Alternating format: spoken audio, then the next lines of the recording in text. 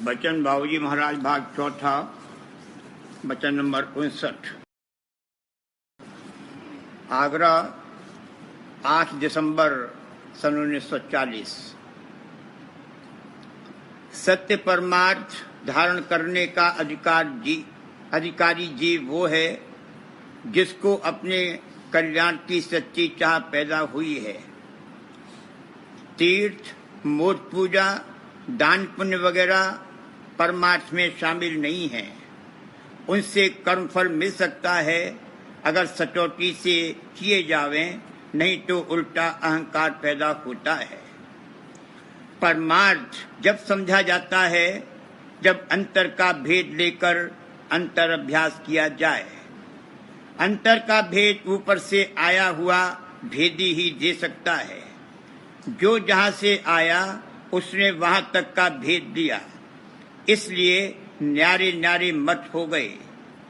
अब पुराने मतों के अभ्यासी मौजूद नहीं रहे और वे मत मुर्दा हैं। पहले मत्स्य, कच्छ और बारह पशु रूप में हुए, फिर नरसिंह पशु और नर की संधि का रूप था। उसके बाद नर रूप अवतार हुए। ये ब्रह्मांड देश तक के अवतार थे।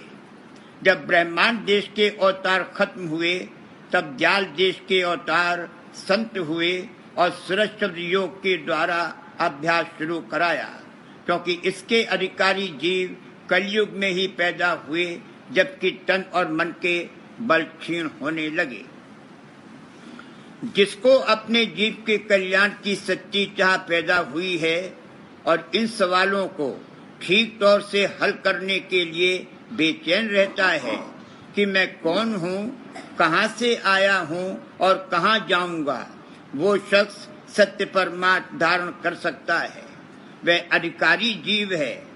रस्म के तौर पर परमार्थ के नाम से जो बाहरी कार्रवाइयाँ की जाती हैं, मसलन दान पुण्य, तीर्थ, मूर्त, व्रत वगैरह, इनमें से कोई भी सत्य परमार्थ की गिनती में नहीं आती।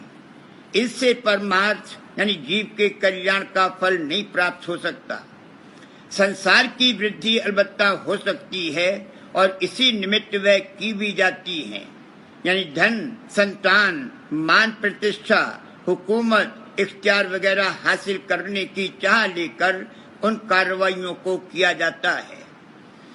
जिन आचार्यों या शास्त्रों ने इन कार्रवाइयों को करने का उपदेश और हुक्म दिया है, वे खुद इनका यही फल बतलाते हैं और ये फल भी उसी हालत में प्राप्त हो सकता है जबकि वह शुद्ध भाव से और विधि पूर्वक की जाए।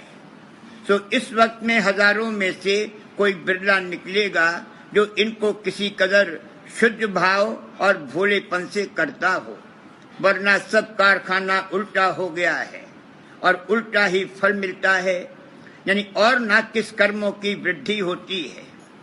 बेईमानी और दगाबाजी से हजारों रुपया कमाया और 100-200 खराज कर दिया तो बड़े दानी और पुण्य आत्मा बन गए। इसी तरह तीरथ करने के लिए लोग घर से निकलते हैं, मगर सैर तमाशे और खाने पीने में अपना कुल वक्त खर्च करते हैं। सत्संग और भजन बंदगी का कहीं जिक्र भी नहीं।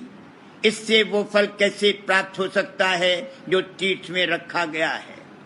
धूल फाँक कर घर लौट आते हैं और अहंकार बढ़ जाता है कि हमने तीर्थ किया। कहने का मतलब ये है कि आजकल जितने काम परमार्थ के नाम पर उमूमन किए जाते हैं, उनमें सत्य परमार्थ तो कभी था ही नहीं, मगर जो कुछ थोड़ा सा फल उनमें रखा गया था उसको भी जीव नहीं प्राप्त कर सकते। हिंदू के घर में पैदा हुए तो सनातन धर्मी बन गए और रस्म के तौर पर बाहर कुछ न कुछ करने लगे। अगर कुछ विद्या पढ़ ली तो तीर्थ, मूर्त, व्रत वगैरह को फिजूल कहकर सामाजिक मत इख्तियार कर लिया। इसी तरह मुसलमान और ईसाई के घर में पैदा हुए तो नमाज पढ़ने व रोजा रखने और गिरजाघर जाने को मजहब समझ लिया। ये सब रस्मी कार्रवाइयां हैं और इनका असली परमार्थ से कुछ ताल्लुक और मतलब नहीं है।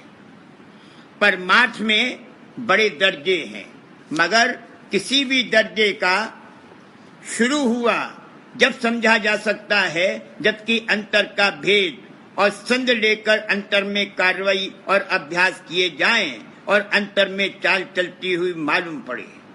अंतर की संध के साथ बाहर में कार्रवाई की जाएगी, वह मददगार और लाभदायक होगी, और महज बाहर की कार्रवाई है तो वह परमार्थ के हिसाब से निष्फल है। शुभ कर्म का फल हो सकता है, मगर उससे घाट नहीं बदलेगा, गति नहीं प्राप्त होगी, और गति नहीं प्राप्त होगी तो मत नहीं बदलेगा, क्योंकि गतानुसार मत है।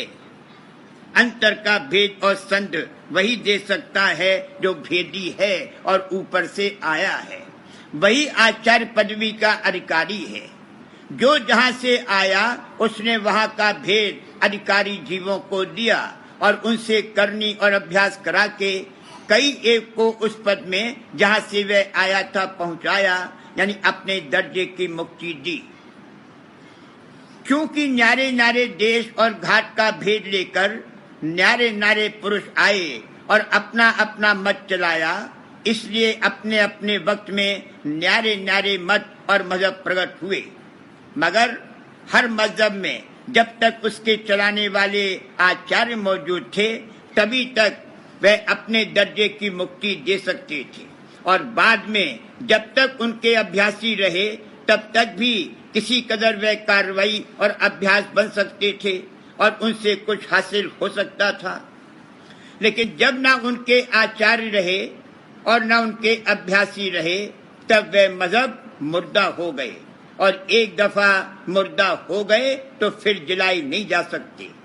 अब उनकी पोथियां पढ़ने या उनकी नकल उतारने से न अंतर का भेद मिल सकता है और न अंतर में चाल चल सकती है। उस रीति से रास्ता बंद हो गया। जैसे जैसे वक्त गुजरता गया ऊंचे से ऊंचे दर्जे के अवतार और आचार्य आए और उन्होंने अपना अपना मत चलाया। हिंदू शास्त्रों के अनुसार पहले मत्स्य कच्छ और बाह्य अवतार हुए, फिर नरसिंह अवतार हुआ। पहले के 3 पशु रूप में थे, चौथा अवतार नर और पशु की संधि का था, और इसके बाद नर रूप में अवतार आए। आखिर में श्री कृष्ण महाराज ब्रह्म के पूर्ण अवतार थे। ब्रह्म और ब्रह्मांड देश के अवतार जब खत्म हो चुके तब इस समय कलयुग में निर्मल चैतन्य देश के संत अवतार हुए। बाहर की हालत और अवस्था पर परमात्मा का भाग मनुष्य नहीं है। सतयुग में जाहिरा बड़ी अच्छी हालत थी, उस युग के जीव सतोगुणी थे। अब कलयुग में जीवों की बड़ी निकृष्ट दशा है, मगर सत्य परमात्मा का अधिकार रखने वाले जीव इसी समय में पैदा हुए हैं। पहले जीवों में शारीरिक तथा मानसिक बल और पुरुषार्थ तथा संकल्प शक्ति का बल बहुत था।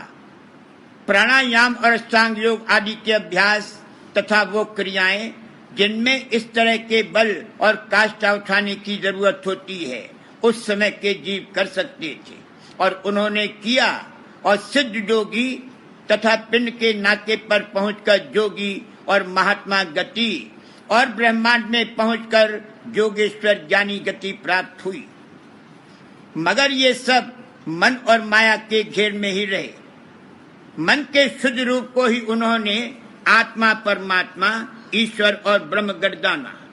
नीचे के मलिन मन को ऊपर के निर्मल मन से शुद्ध किया, फिर उसको और ऊपर के मन से शुद्ध किया। इस तरह करते करते ब्रह्मांडी मन के स्थान तक पहुंचे। उसके आगे निर्मल चैतन्य देश का भेद और पता उनको नहीं मिला। जब मन और माया की शक्तियां और बल अपना काम कर चुके और क्षीण हो गए, तब शुद्ध चैतन्य का जौहर बरामद होने का समय आया और उसका भेद संतों ने आकर दिया। शुद्ध का भेद पहले पहल संतों ने ही प्रकट किया।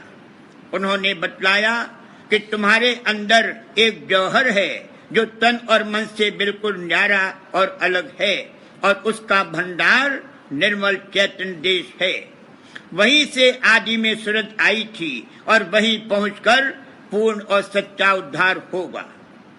वहां मन और माया का नाम और निशान भी नहीं है, वहां केवल चैतन्य ही चैतन्य है। शब्द की धार के जरिए सुत उतरी है और उसी को पकड़कर वह लौट सकती है। ये संतों का सुत शब्द योग है।